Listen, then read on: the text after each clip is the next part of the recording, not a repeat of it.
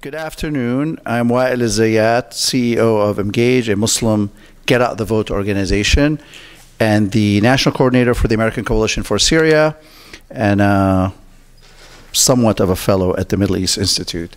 Great to be with all of you, and great to be back to my alma mater. I'm an MSFS graduate, did 2 amazing years here at Georgetown, and it's always good to be back.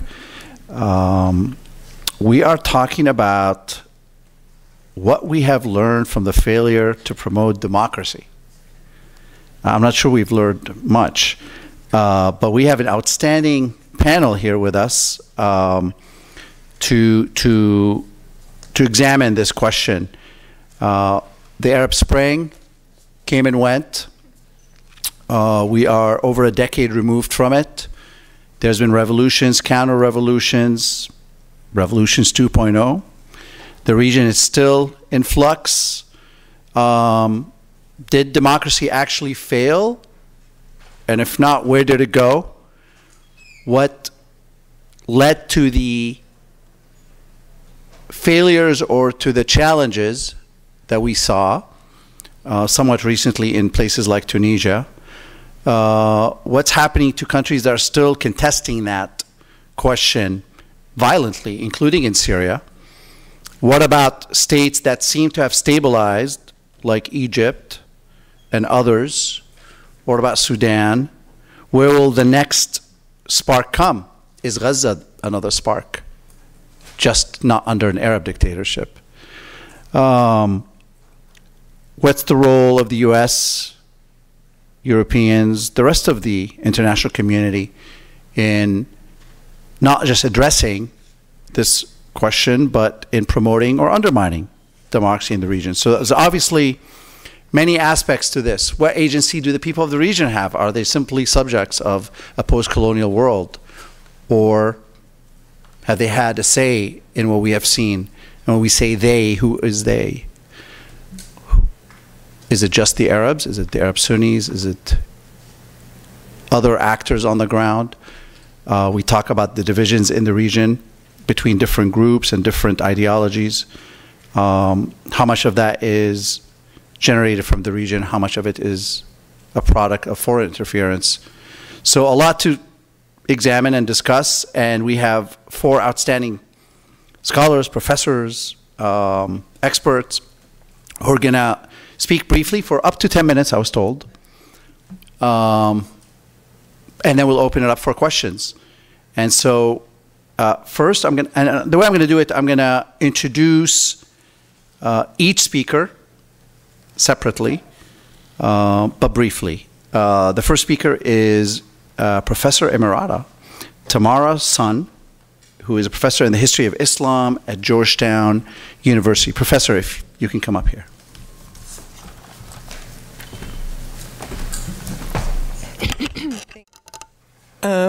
Amazingly, we're actually sort of on time, even though we got a late start.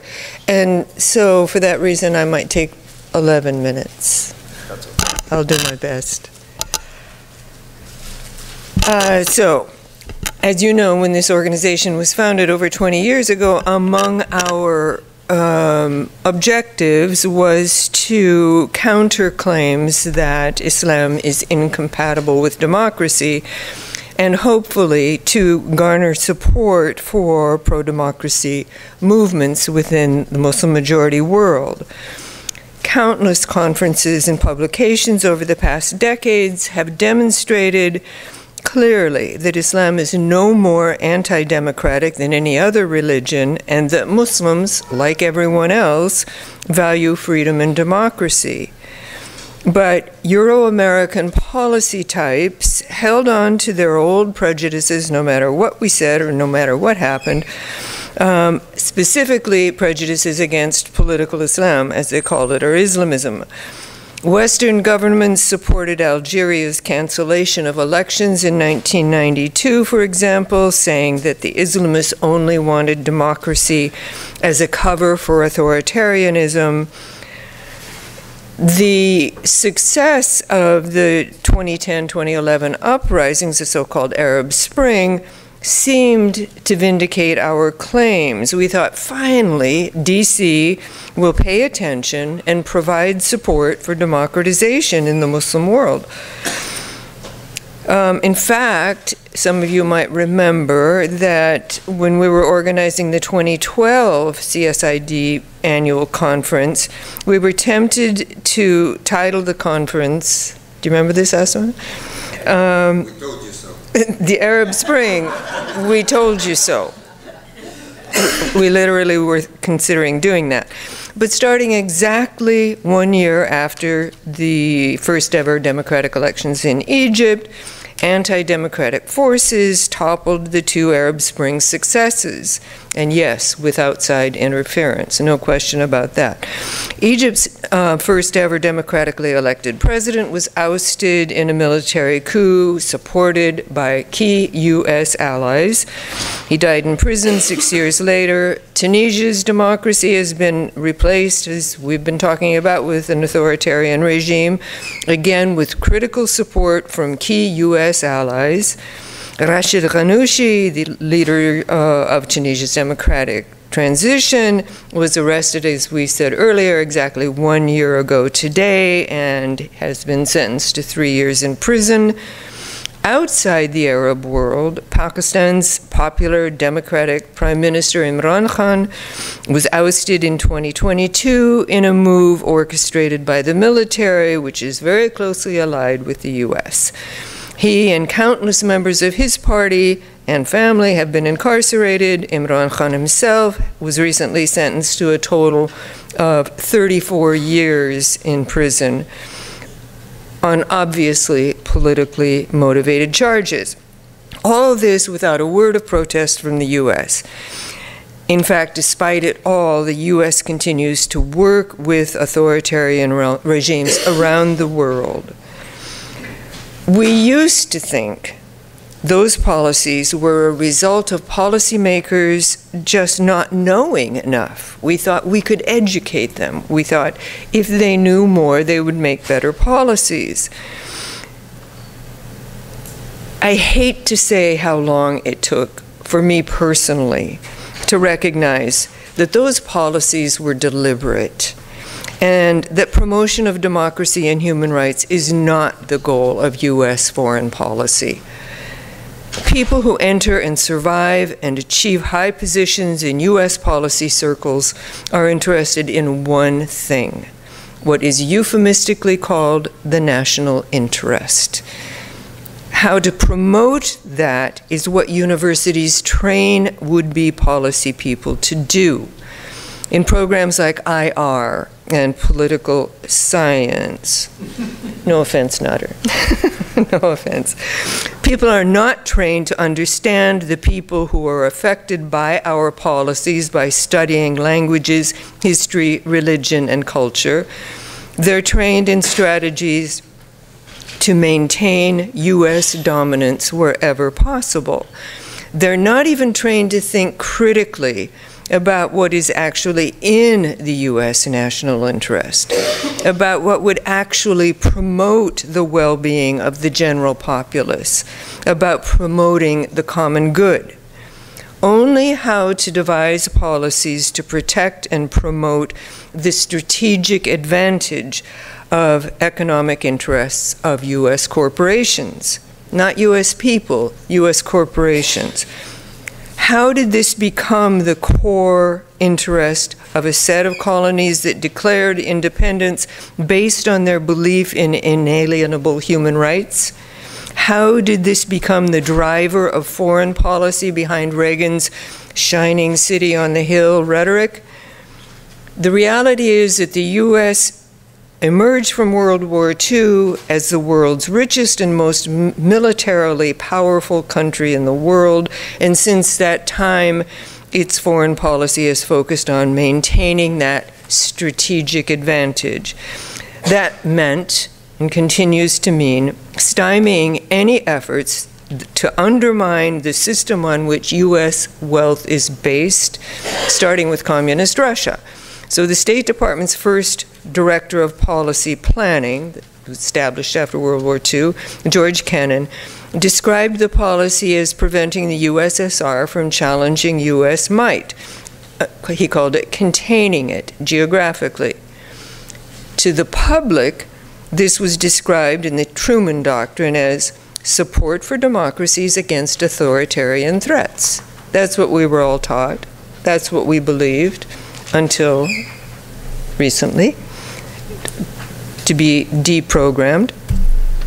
That's why so many people so naively continue to think that the U.S. is interested in promoting democracy and human rights. But that's not what the U.S. has actually done. Instead, we've supported any pro-Western capitalist government, no matter how undemocratic. And in fact, the U.S. has actively undermined democratic governments if they were insufficiently capitalist.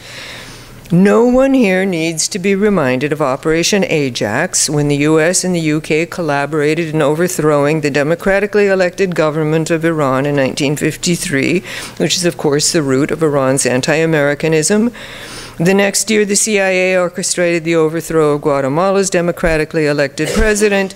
1960, it was Congo's Patrice Lumumba. 1963, Vietnam's Diem. 1973, Chile's Allende.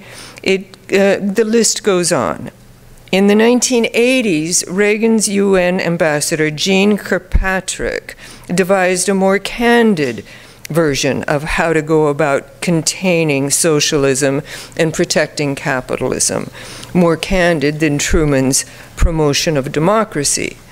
According to the Kirkpatrick Doctrine, it's preferable to support anti-communist dictatorships than to support democracies that might tilt towards socialism. Kirkpatrick was key in advocating the Reagan administration's support for El Salvador's and Argentina's military dictatorships and the Nicaraguan Contras, for example.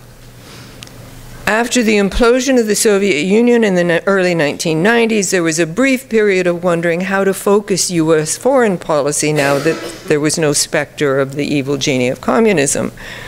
George Herbert Walker Bush even spoke of a peace dividend. That was his phrase. Now that we can, now we could focus on peaceful pursuits, maybe even learn from the most experienced soldiers of World War II. For example, President Eisenhower, who said, "Every gun that is made, every warship launched, every rocket fired signifies, in the final sense, a theft from those who hunger and are not fed." This is President Eisenhower. "Those who are cold and are not clothed. The world in arms is not spending money alone. It is spending the sweat of its laborers, the genius of its scientists, and the hopes of its children." Under that first Bush administration, Colin Powell, who was then chairman of the Joint Chiefs of Staff, actually called for expanding NATO to include Russia. Both Gorbachev and his successor Yeltsin were all for it. But instead, the White House listened to the claims of IR-trained people who argued, "Oh no, this is no time to let down our militarism," especially in view of the threat of militant Islam. That's what was behind the anti-democratic policies in the Middle East that I just described. How is the U.S. national interest described today? Retired Dean of Harvard's Kennedy School of Government and frequent political appointee Joseph Nye wrote in 1999 that the national interest is nothing more than, quote, "the set of shared priorities regarding relations with the rest of the world that would justify the unilateral use of force." Now that's nice. This is what we teach people. And since the fall of the Soviet communism, Nye said that the core focus of U.S. national interest is, wait for it, maintaining international order. Maintaining international order. That means maintaining the status quo in which the U.S. corporations are the richest and most powerful corporations on earth. And he gave credit to Secretary of State Madeleine Albright for identifying the U.S. as the indispensable nation, the indispensable nation, that's a quote, for maintaining international order. That might be what they're talking about with that euphemistic rules-based order that Trita Parsi talked about. The indispensable nation, American exceptionalism. What about in the Middle East specifically? How is international order, the international system in which we can thrive? That's again a quote from Nye. How is it perceived in the Middle East? Foreign policy expert Robert Lieber wrote in 2021 that the U.S. has 4 key national interests in the Middle East: maintaining a secure supply of oil, preventing the region from falling under hostile power, support for America's allies and partners, he mentions in particular Israel and Saudi Arabia, and maintaining the old standby regional stability, that is, the status quo. Lieber said that in post-Cold War years, non-nuclear proliferation and counterterrorism had also emerged as national interests. But commitment to democracy and human rights, again I'm quoting from Lieber, he says, they receive little more than rhetorical support rather than practical support. Failure to support fledgling Arab Spring democracies is clear evidence of that. More recently, in 2022, when people expressed concern about U.S. alliances with authoritarian governments in the Gulf after the murder of Washington Post journalist Jamal Khashoggi by Saudi government agents, another former director of policy planning, Dennis Ross, wrote that hard power matters.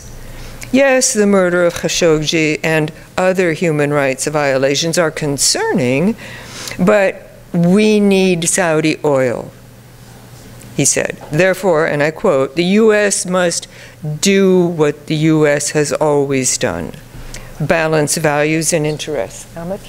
1 minute, almost done. So, what drives U.S. policy is not democracy. It's the national interest in maintaining international order, the status quo. So I'm concluding, this is Orwellian doublespeak at its best.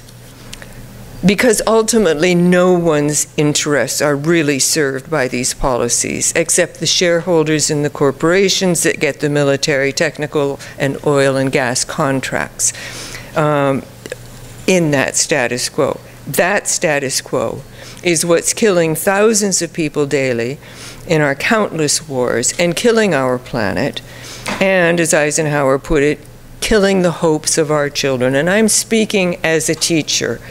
I talk to students who say they came to this school to learn how to make the world a better place. Instead, they learn how to promote this national interest. So what can we do about it? How can we work to promote democratic values and human rights, the real national and international interest? First, we have to recognize that success will come not because of, but despite U.S. foreign policy as it's currently formulated, which means that our hopes lie in civil society, people just like us. Second, we have to start in the U.S., and here I'll speak again as an educator, revising how we train people to make policy decisions. We have bad policy, not because policymakers don't know enough, even though they don't know enough, but because we train people to make bad policy, policy that violates the principles we claim to uphold. I'll close with another quote from Eisenhower.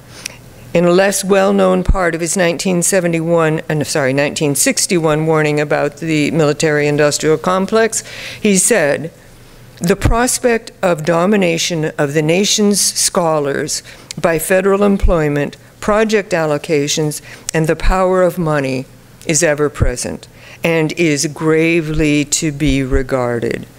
So my practical advice regarding how to promote democracy: we need to bring our curricula into line with our shared values of freedom and human security.